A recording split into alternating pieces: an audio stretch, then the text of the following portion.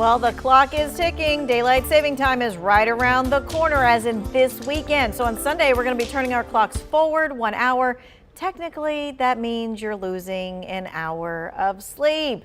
And we all know that sleep is important, but this time change on the horizon may want you to kind of maybe get in the habit of preparing now rather than later. So for today's To Your Well-Being, we're talking to Dr. Pallavi Reddy, a sleep specialist at Cone Health. For the next 50 minutes, she's going to be sharing what the doctor says makes for a good night's sleep. Not what everybody else says, what the doctor says. All right, so what can we do about daylight saving time and getting ourselves on track?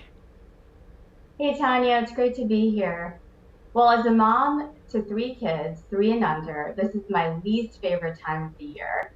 To prepare for daylight savings and to make life easier, gradually shift your bedtime over a few days before the time changes. While adults adjust easier by losing an hour, kids do best when we nudge their schedules in baby steps. So Gotcha. every evening for 4 days before daylight savings time, shift dinner and bedtime 15 minutes earlier if in spring and later in fall. Gotcha. And 15 minutes doesn't seem that bad. That's doable versus going to bed a whole hour ahead of time. All right, let's talk about why a good night's sleep is so important for just overall health. Some people say, well, you know what, I'll sleep when I'm dead. I love when people say that. And I'm like, yeah, you probably need that sleep. Terrific question, Tanya. I always tell my patients good quality sleep is the foundation to good health.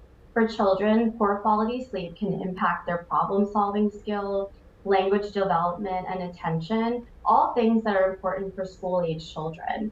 Good sleep is equally important as we age. Research has shown that sleeping less than 6 hours per night is linked to heart disease, stroke, mood disorders, memory loss, can affect job performance and interpersonal relationships. There is more awareness about the impact of sleep deprivation on our health, but many people actually aren't aware that sleeping too much is also harmful to health.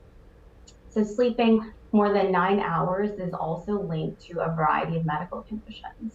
Okay, so we need that sweet spot. We need that sweet spot of sleep, which is about how many hours? 7 to 8 hours. 7 to 8 hours. Okay, so let's talk about some common mistakes that maybe we're making that keep us up at night. What should we be doing versus what we are doing? Well, I'm sure we've all been guilty of making some, or if not all of these mistakes. The most common one I hear is watching TV and using electronics in bed. I always advise my patients to take the TV out of the bedroom. It's good practice to reserve your bed for sleep only. Another common mistake is lying in bed for a prolonged period of time, trying to fall asleep or fall back to sleep. I recommend getting out of bed when you start feeling frustrated and getting in a dimly lit, cozy area and doing something relaxing instead of laying in bed and counting sheep. Okay, all right, so actually get out of the bed. If you can't fall asleep or you woke up and you can't fall back to sleep, get out of the bed and read, but not on your phone.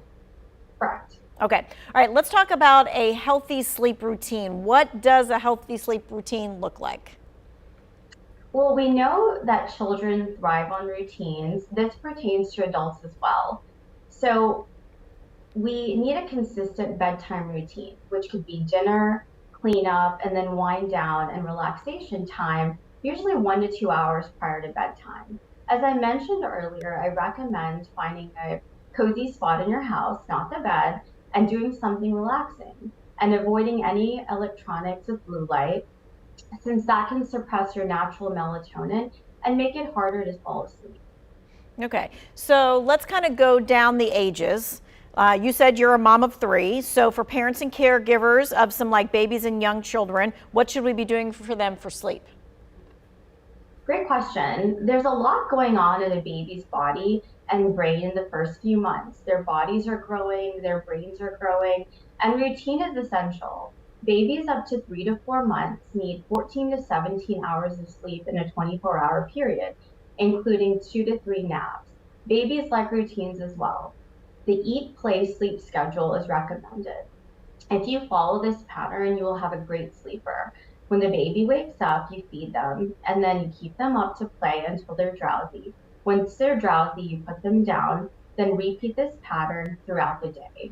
And consistency is key. Babies start to recognize a routine. All right, how about those teenagers? It's kind of rough to make them go to bed. Great question. In terms of bedtime routine, the same applies for teens. The American Academy of Sleep Medicine recommends that children aged 6 to 12 years should sleep 9 to 12 hours, and teenagers aged 13 to 18 should sleep 8 to 10 hours per night. The key difference with teens is that their natural sleep clock starts to shift back due to later melatonin release in their brain.